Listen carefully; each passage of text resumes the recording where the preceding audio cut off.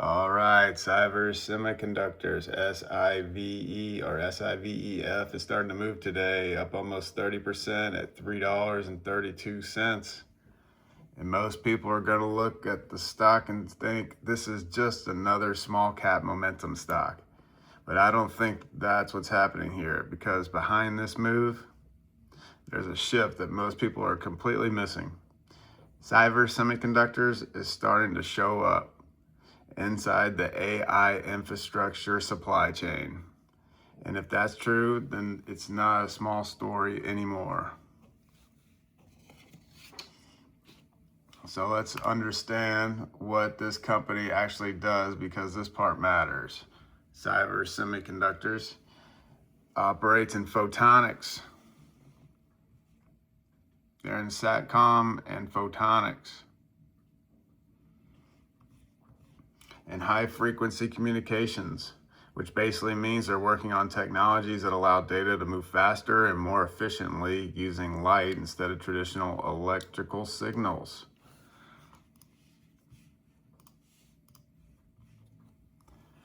Inside AI data centers, data is constantly being transferred between GPUs, memory systems, and servers.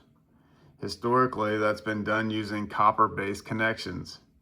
But as compute power increases, especially with AI workloads, those copper connections start to break down. They overheat, they slow down, and they become inefficient at scale. That's where photonics comes in. Instead of using electricity, photonics uses light signals through optic fibers, which allows for significantly higher speeds, lower latency, and better energy efficiency. And Sivers specifically focuses on components like lasers and optical modules, which are critical pieces inside that system. So this isn't just a tech company. This is a company operating in one of the key enabling labors of AI infrastructure. Now here's where the story starts to shift. Up until recently, Sivers has mostly been viewed as a small, under-the-radar photonics company. Interesting, but not widely followed. But that perception is starting to change. There's increasing attention around involvement in AI data center transceivers, including work connected to companies like Jabil, stock price, JBL. It's an American multinational manufacturing company involved in the design, engineering, and manufacturing of electronic circuit board assemblies and systems, along with supply chain services, primarily serving original equipment manufacturers, and is headquartered in Florida. It's one of the largest companies in the Tampa area.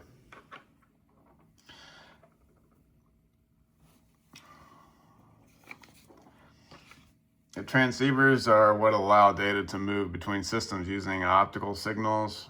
And if Sivers is involved in that level, it means they're not just experimenting, they're working on components that could actually be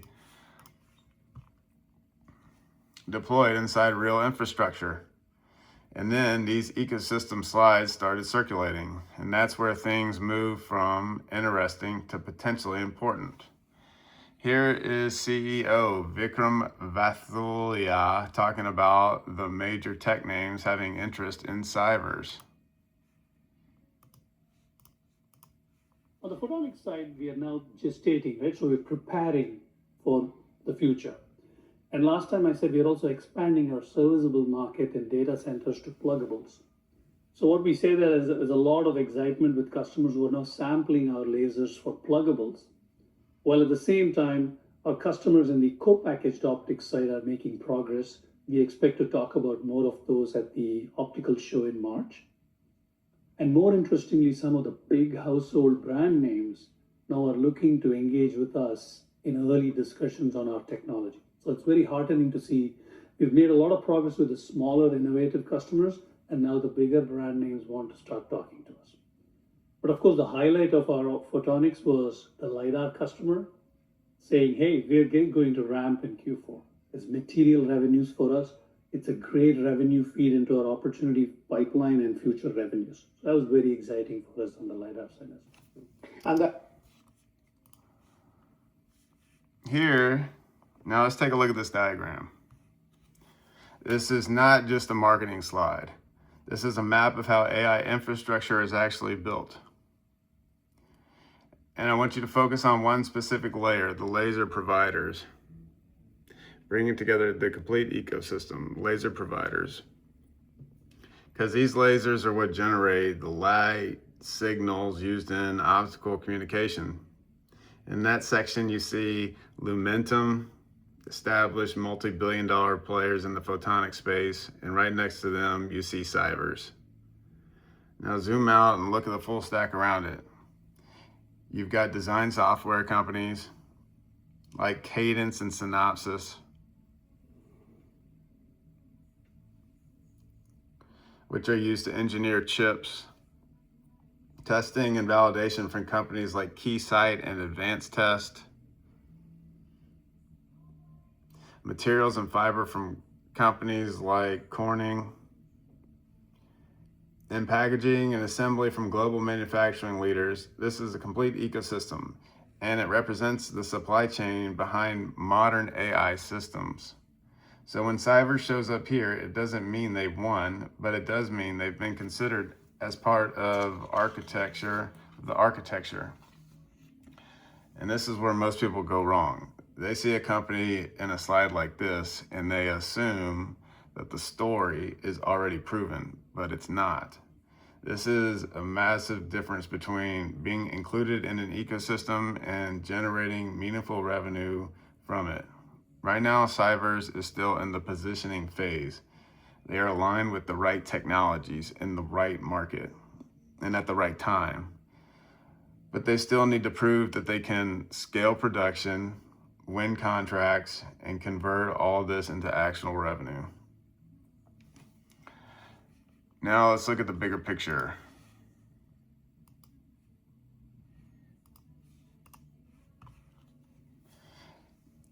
And this is what really matters. AI is not slowing down. Companies are building larger and larger data centers filled with GPUs and accelerators.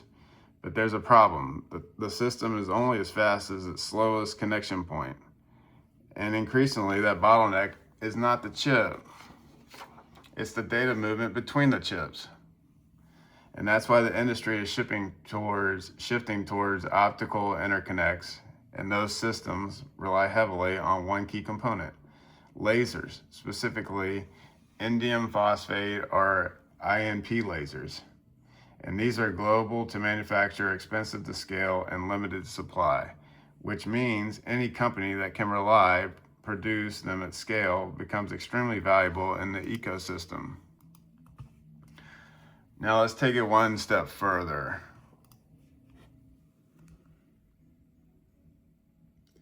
There's another slide tied to GlobalFoundries.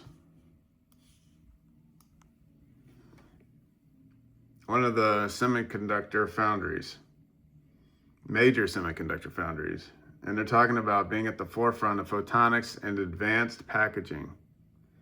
This is critical because advanced packaging is what allows chips, optics, and components to be integrated into a single high-performance system.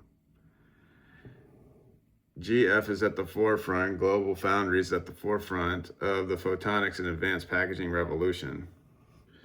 So does this give the first direct confirmation about Sivers? This is critical because advanced packaging is what allows chips, optics, and components to be integrated into a single high-performance system. So now you connect everything. A major foundry is building towards a photonics-driven future.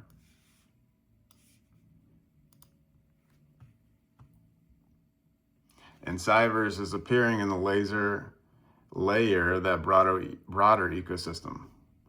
Now again, this is not confirmation of a deal, but it raises a very important question. Is Sivers just adjacent to this shift, or are they becoming part of it? So here's how I see it. For the bull case, Sivers successfully transitions from positioning to execution. They land real production contracts. They scale their technology and become a supplier inside the AI infrastructure. And at that point, the market doesn't value them like a small cap anymore. Versus the bear case, they remain in development and partnership stages without converting into meaningful revenue. And in that scenario, the stock stays speculative. So the real question is, would I actually invest in this stock? And the honest answer is yes, but not the way most people are thinking about it. It's not a proven winner yet, and it's still a profitable AI company. And this is definitely not something I would go all in on. This is what I would call a high risk, high upside setup. The kind of stock where if nothing happens and it goes nowhere, but if one thing goes right, it can move fast. Because everything we just talked about, the ecosystem, the photonics angle, the AI narrative, it's all positioning. What still needs to happen is real contracts, real production, and real revenue growth. So if I were looking at this, I'd treat it like a small position, something I'm watching closely, and something I'm adding to on weakness. Not chasing spikes. This isn't a confirmed winner, it's an early setup. And those are the kinds of setups that I like looking for, because sometimes those are the ones that surprise everyone. So if you want to follow on how I'm playing setups like this, I break everything down across my memberships. Insider for early ideas, portfolio for full transparency, and alpha for deeper breakdowns on buymeacoffee.com, 20-minute stock hunt. I also post deeper breakdowns there, especially on topics like photonics and AI infrastructure. So if you want to go beyond YouTube, that's where it is. And if you got value from this, hit the subscribe and like button, because there are all kinds of setups that I'm constantly looking for. And I'll see you in the next one.